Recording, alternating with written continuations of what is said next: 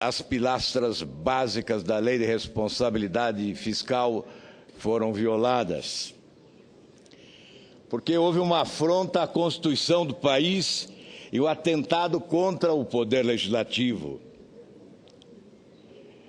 É evidente que o que julgamos é um detalhe nesse conjunto da obra tão referido nos últimos dias.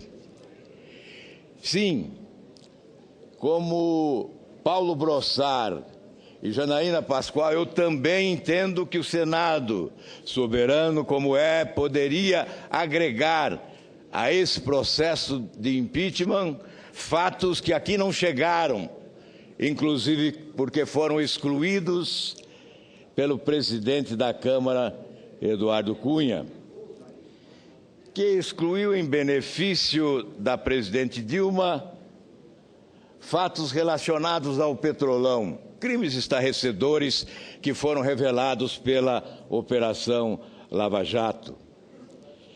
Estes fatos não constam do processo de impeachment, mas deveriam estar sendo, sim, aqui considerados nesse julgamento histórico. E na esteira dessa estratégia da irresponsabilidade, essa estratégia da manipulação dos números, da contabilidade fiscal, da mágica, da contabilidade criativa e da mágica fiscal, nós poderíamos também agregar fatos relacionados ao BNDES. Da maior gravidade, senhores senadores e senhoras senadoras, certamente pedaladas vigorosas que contribuíram para, nessa mágica fiscal, fazer com que o Poder Executivo alcançasse o superávit primário desejado. Manipulações mágicas. Foram 716 bilhões de reais transferidos do Tesouro Nacional ao BNDES. 470 bilhões diretamente do Tesouro Nacional e o restante, completando 716 bilhões de reais, do FGTS, do FAT, do PIS, PASEP.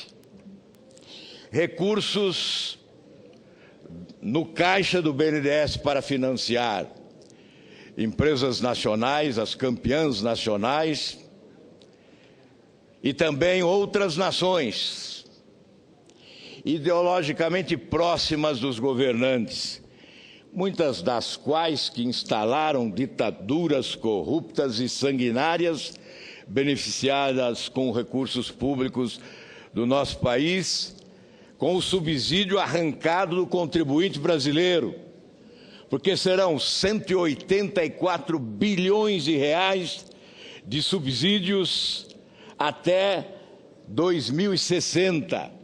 Repito, 184 bilhões de reais arrancados dos contribuintes brasileiros para gerar empregos ou alimentar a corrupção, sustentando ditaduras em outras nações, inclusive com empréstimos secretos, a exemplo do que ocorreu com Cuba e Angola.